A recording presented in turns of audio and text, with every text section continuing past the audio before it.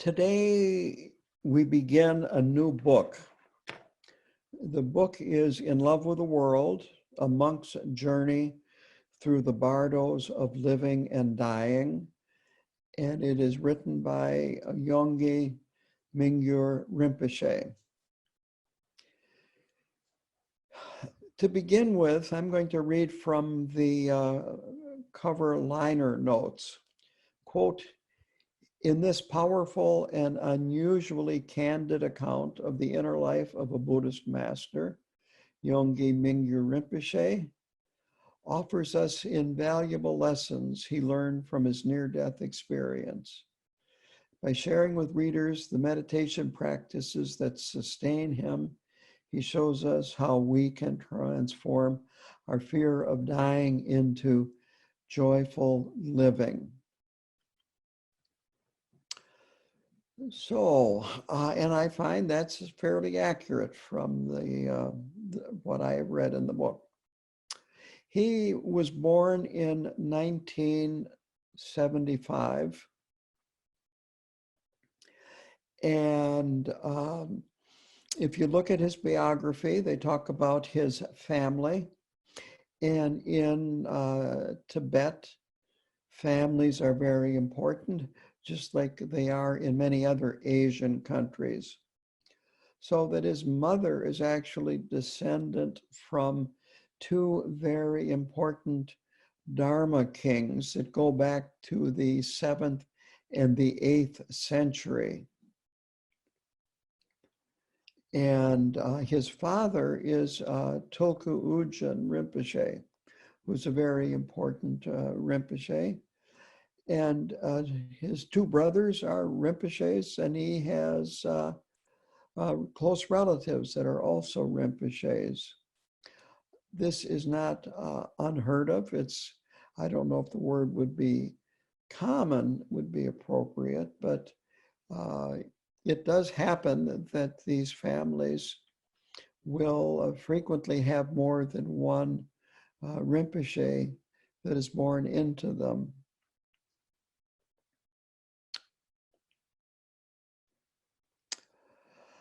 He mentions a number of his teachers, and of course his teachers are very, very good, right up to close to the very best. Taisitu Rinpoche is one of his teachers. He's done 2 3-year retreats at Taisitu Rinpoche's retreat center in northern India. He entered the first retreat, 3-year retreat, at the age of 13, I believe. This was at Cherub Ling, which is, again, Taisitu Rinpoche's monastery. And Taisitu Rinpoche is one of the close sons of the Karmapa and was in charge of finding the present Karmapa after the 16th Karmapa died. He has monasteries in Kathmandu.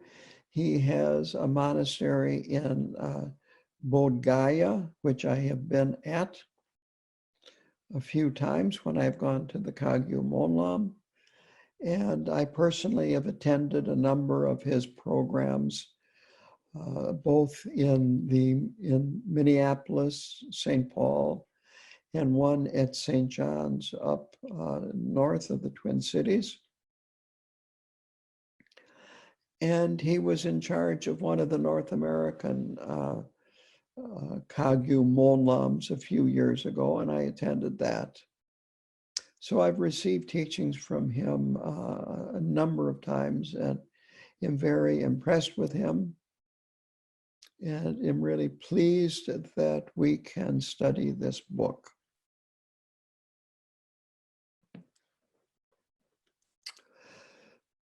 And what's interesting about the book is that,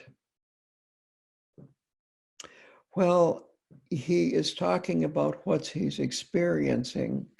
He's including in it his own reactions both physical and psychological, and how he, in many cases, are having reactions that would not be too different than how we would react to similar situations, or situations that maybe are quite different, but that we have experienced and can bring up the same emotions that his experiences bring up. The difference is that because of his training, he is able to have techniques to use to work with whatever comes up. And this gives him a tremendous you might say, amount of leverage to work skillfully with these, combined with his wisdom. So to go on from there, the book starts out at his monastery in Bodhgaya, India. Sometimes the Indian city is called Gaya, Gaya. This is where the Buddha attained enlightenment. And there is a stupa that was built. I'm really not sure when it was built. It was built long ago. By the time the British conquered India, it had long since gone into disrepair. That India, by this time, the two major, well, maybe there are three major religions at that time, would be Hinduism, Islam, and Jain. And Buddhism had really almost ceased to exist in India. And so these shrines and important Buddhist places had either been destroyed or just suffered from neglect. But the British then rebuilt the stupa, and there is a lot of, what would I say, speculation about how accurate they recreated the stupa, but it is quite beautiful. It's a very stunning stupa, and that is why his monastery, Tergar, is located in Bodhgaya.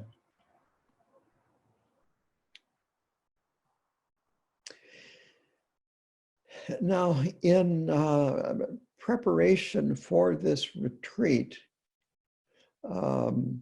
he was teaching worldwide. He has a worldwide organization, and he even mentioned a few times in programs of his that I attended that he would like to do a retreat. He didn't really talk too much about it, but I do know this, that at one of the last programs of his that I attended before he did do the retreat, the people, the Westerners that worked directly under him, were telling me that he was keeping very busy in between his talks. And what he was doing was making video teachings that would be used by his Sangha when he was gone in retreat. So the fact that he was going to be in retreat was widely known. But what was not known was how he was going to do this retreat. And so he decides that he wants to do a solitary wandering retreat in India. And this is a very old tradition in Buddhism, that and it's an honored tradition in Buddhism. In Tibetan Buddhism, Milarepa is the most famous person that did a wandering retreat in Tibet. But in India, there are Kagyu forefathers like Talopa and Naropa that did wandering retreats, and many others before that.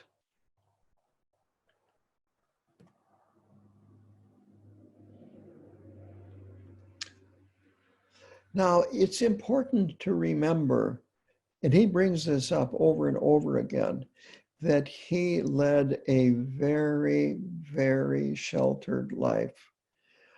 He was identified, and I'm not sure at what age, as the rebirth of an important master.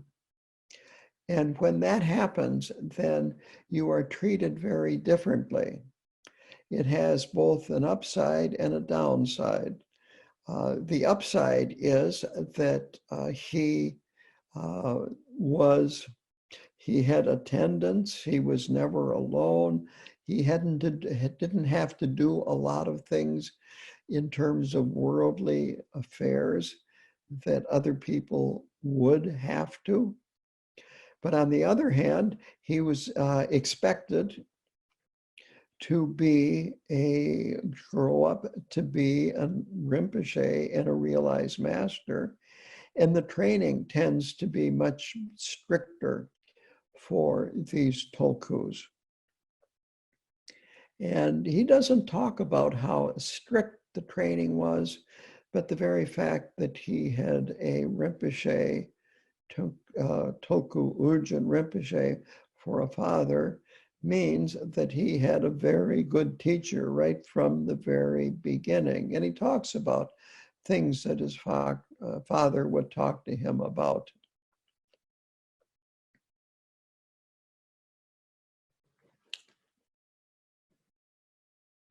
Now, his plans for escaping, I like that. It reminded me of a prison break, that he didn't want anybody to know what he was doing because they would stop him. And he had an attendant that was with him constantly.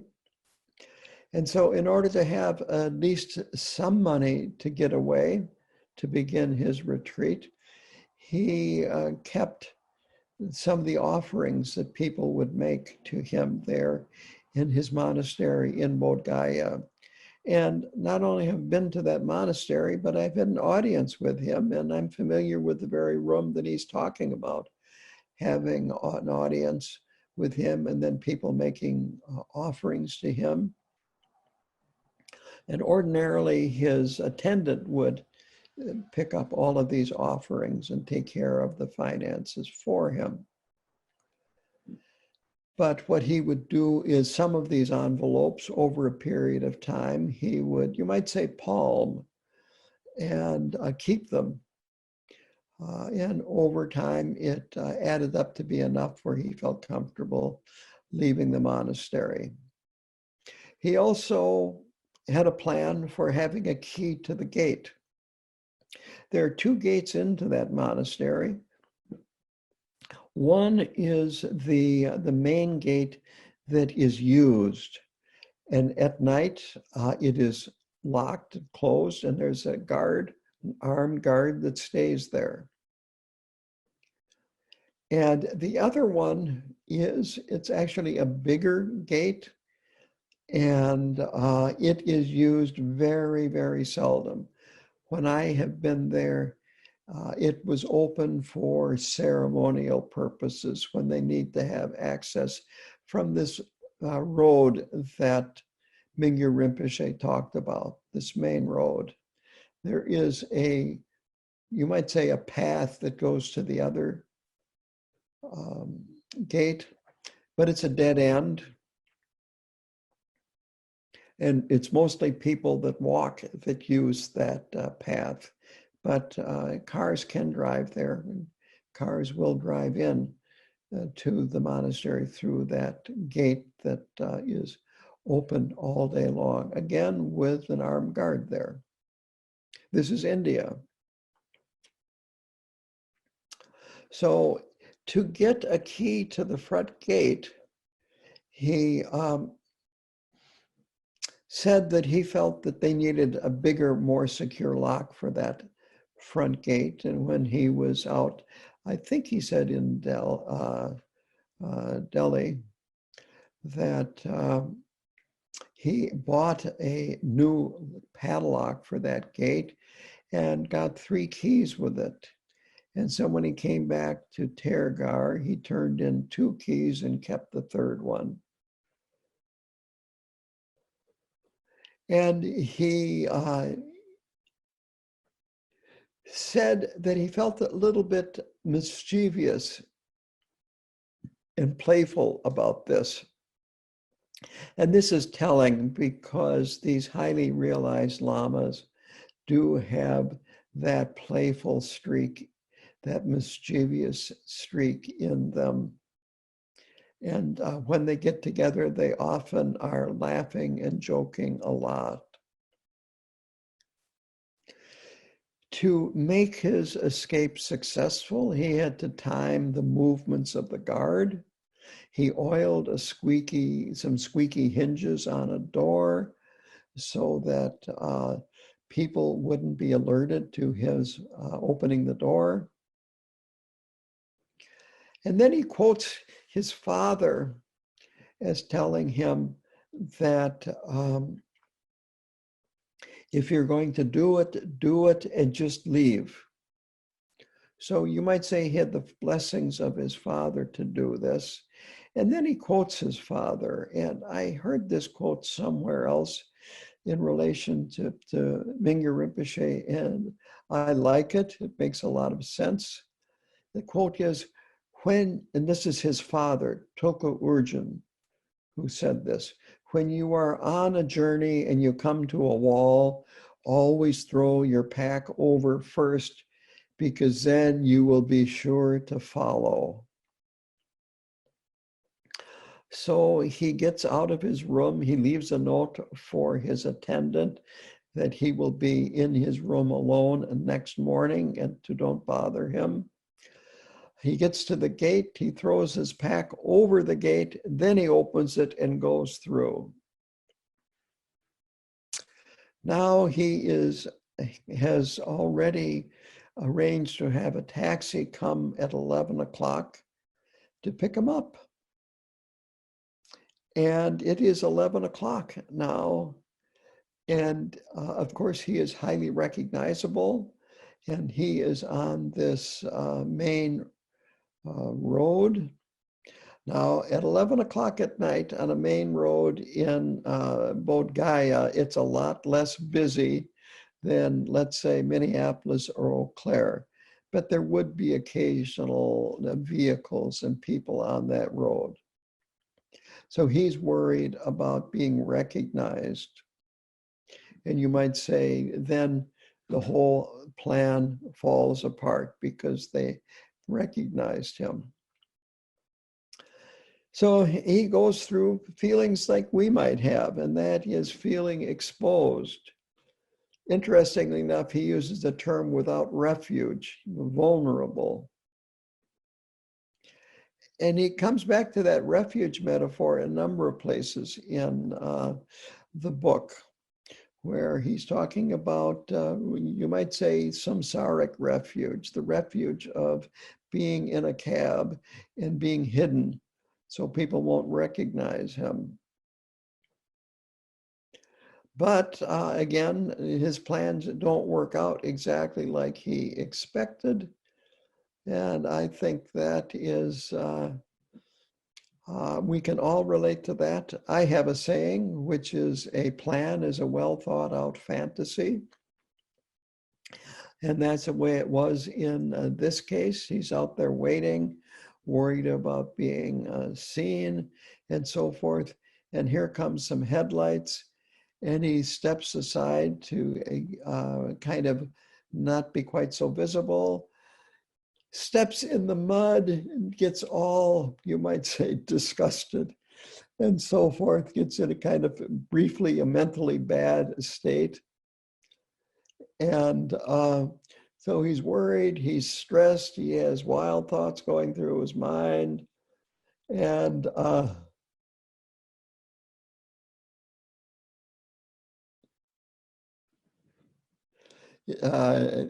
he uses a word that it didn't seem very, quote, enchanting at this point, this solitary retreat that he is beginning on. And he says, I have no plan B. So he just starts to walk towards the train station in Gaia, which is a number of miles away.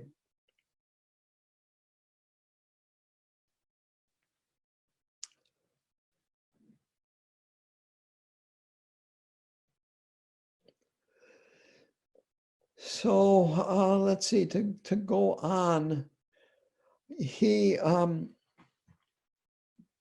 starts thinking as he is beginning this journey about what did Siddhartha feel, the prince that was to become the Buddha. What did he feel when he was fleeing the palace? Because that's what Siddhartha did too.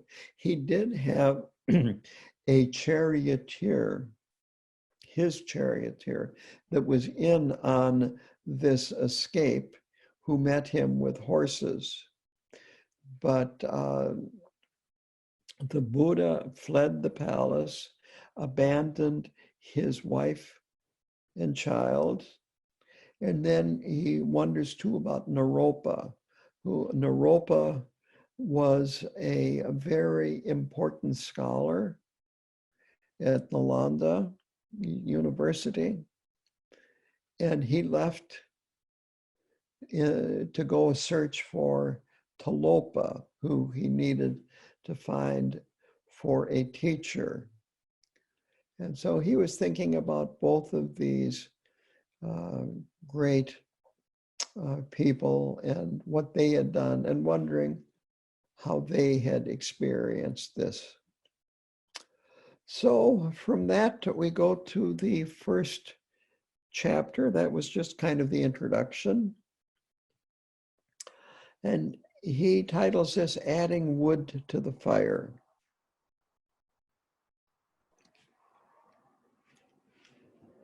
And what this means is that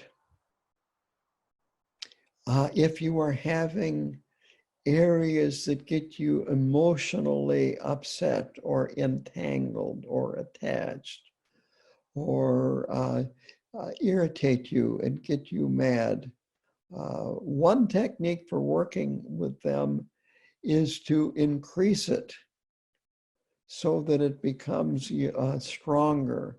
And when that happens, you have a greater ability to get to know it and to work with it.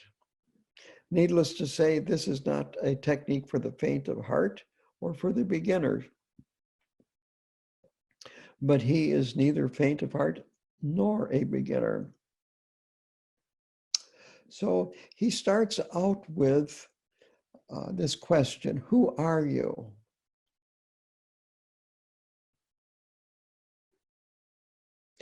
So the Tibetan word for meditation, gom, G-O-M, it means to become familiar with. This is a quote on page 3 and 4. It's a long quote. So I'm going to continue here.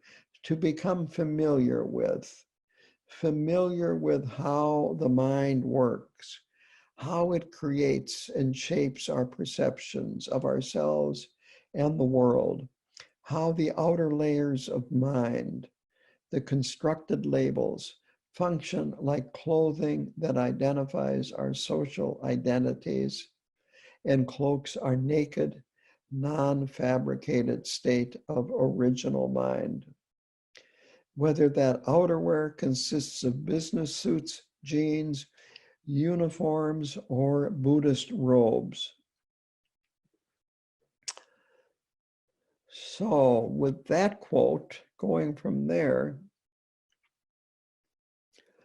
that all of us have this list of labels of who we are.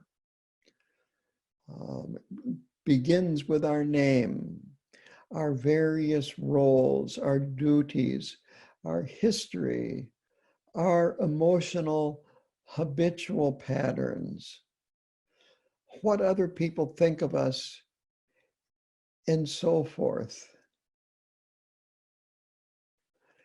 And even if we think that these designations are relative and have no ultimate meaning, we still go about our daily lives as if they were true and real. It's that simple. And even he admits to the same. This is one thing that makes it so difficult for him to do this solitary retreat without an attendant, without all the comforts that he has had his whole life. But on the other hand, he says that it's these relative identities that keep us boxed in, keeps us prisoner, that keep us confined. And he wanted to go beyond them to what he calls boundless reality.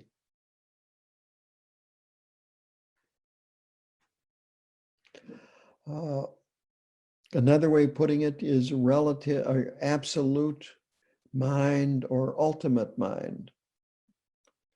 There's a lot of different words. So here's a few more that he mentions.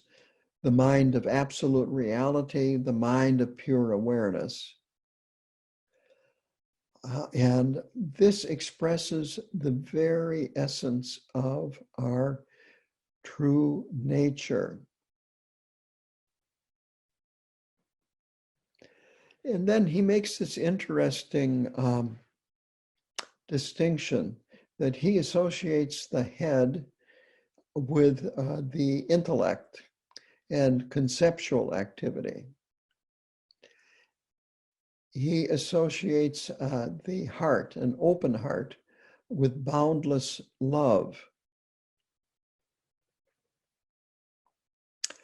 And then we have this mind, the ultimate mind or the absolute mind.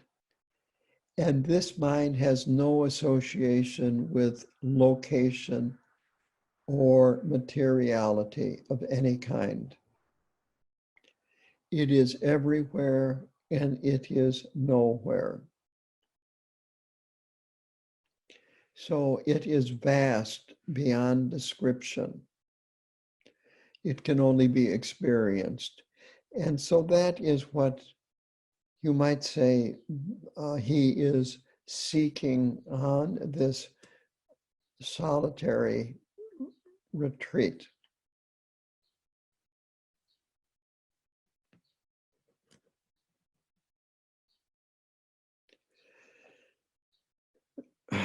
So getting back to adding wood to the fire, that it's a technique for working with discomfort, with external circumstances.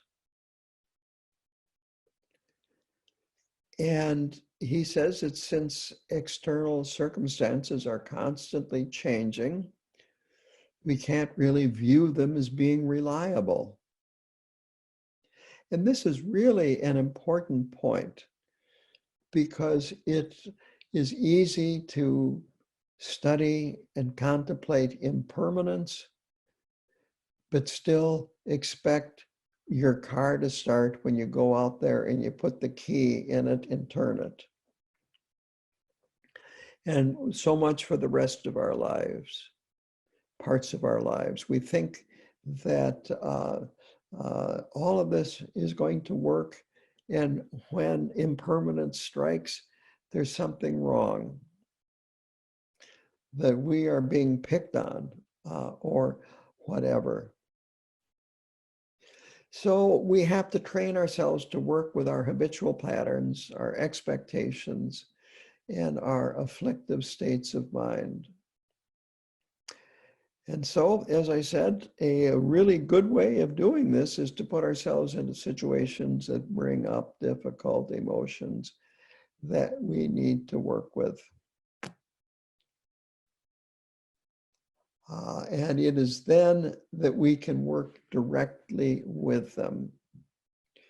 And he feels that this is our only true protection. There is a Tibetan saying which is related to this, and that is, our worst enemy is our best teacher.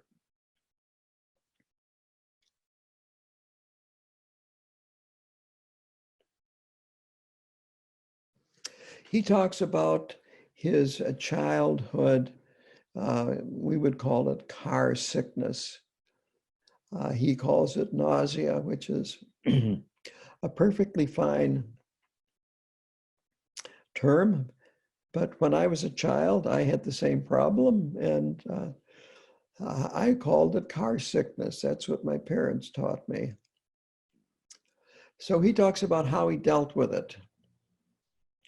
And eventually what it was just focusing your awareness on the body, how it feels, staying with the feeling rather than trying to get away from the feeling.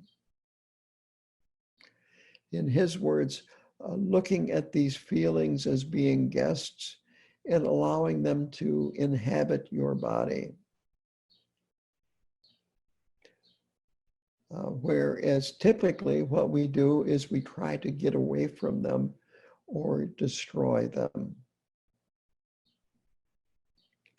So on page 6 and 7, here is a quote that I like. When we add wood to the fire, comma, instead of trying to smother the flames of our fear, comma, we add more fuel, comma, and in the process gain confidence in our capacity to work with whatever settings we find ourselves in.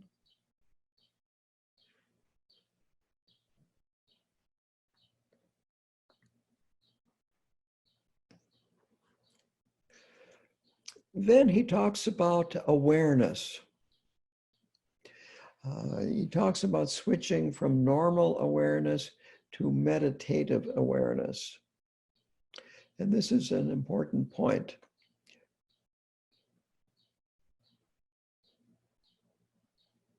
The meditative awareness is what you experience when we let go of trying to get away from or destroy unpleasant experiences. You could even call it inner warfare. We just let it be an experience. If necessary, doing a body scan, paying attention. So focusing on a sensation is grounding from that point of view. Focusing on what's happening right now without any kind of commentary, without a past or a future. So it grounds us in the present. Interestingly enough, when we were studying our last book by Pema Chodron, The Places That Scare Us, she talks about a feeling of groundlessness and letting go. And this kind of grounding does not contradict that groundlessness, because we are letting go of what we usually grab a hold of for grounding, for a footing, for a place to stand. And that is our concepts, our past, our expectations for the future, our habitual patterns, and all kinds of other things that are impermanent and unstable. Whereas what is happening in the present is what we're actually experiencing. So it might seem like a contradiction or a paradox, but this grounds us in the present, but it leaves us in a state of groundlessness in terms of there's no backup. There's nothing to stand on. There's no excuses.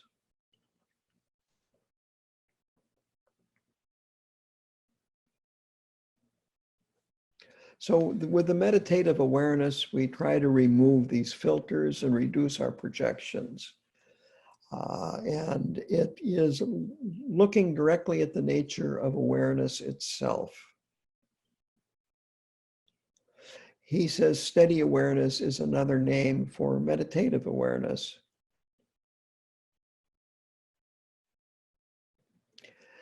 And this gives you an idea about when you are doing meditation, doing shamatha meditation and following the breath, that this is what we're talking about, is just coming back to what's happening, coming back to the breath, not developing any concepts about whether you're a good meditator or a bad meditator, letting go of any thoughts that have come up about the past or about the future, or even thoughts about whether you're being a good meditator or not. It's just letting go and following the breath. And when things come up, then letting go and coming back to the breath. So it is like this when you are not on the cushion meditating and have experience at this meditative awareness, that you can, during your ordinary daily life, go back and forth between normal awareness and this steady or meditative awareness. But he says there's one step beyond that. And because on both of these types of awareness, there is something that is watching and something that is being watched. So the final step is what he calls pure or non-dual awareness.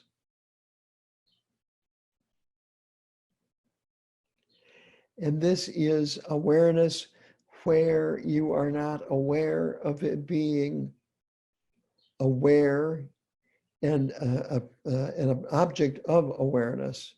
You are just awareness.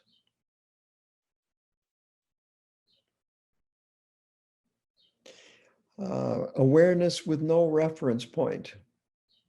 And this is true groundlessness, because there's not even that reference point of the breath or whatever else you're meditative, what you're concentrating on in this meditation. And this is what he wants to go into on his solitary wandering retreat in India. He wanted to explore, he wants to explore this non-dual awareness and to get away from, in his words, toggling between the relative normal awareness and his meditative awareness.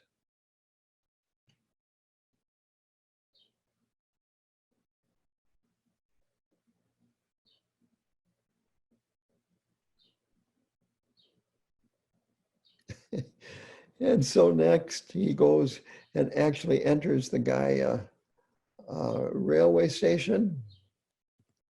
And I like this. He says his monastic clothes were, quote, a perfect disguise for the disorderly mix of curiosity, anxiety, and confidence that accompanied my every heartbeat. At this point, he's still trying to answer the question his father asked him, and that is, who is Mingyur Rinpoche?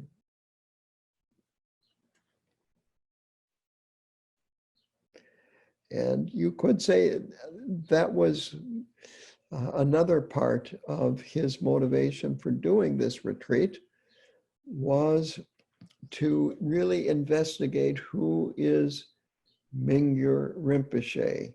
And this is not really a separate question from this non-dual awareness.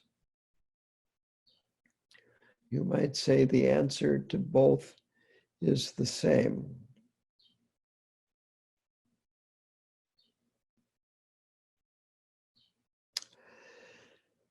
He felt that he wanted to live every day in freedom, fully engaging in whatever would arise in his life.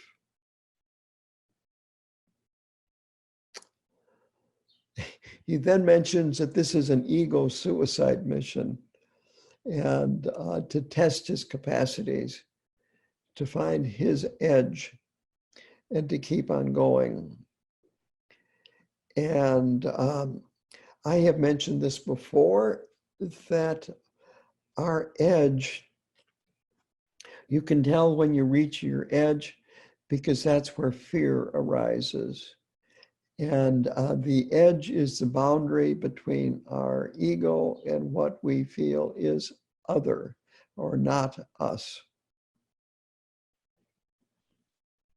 And of course, it's a relative boundary. It's totally illusory. So he wants to go beyond this edge. Pema Chodron again talks about this. She talks about that soft, uncomfortable place of groundlessness. And here's a quote from her. The in-between state. On one hand, we want comfort in our physical world, in food, in drink, in our house, in our car, and so forth. And on the other hand, realizing that there really is no security in physical things. This is where we grow up. We point ourselves towards what we want to avoid.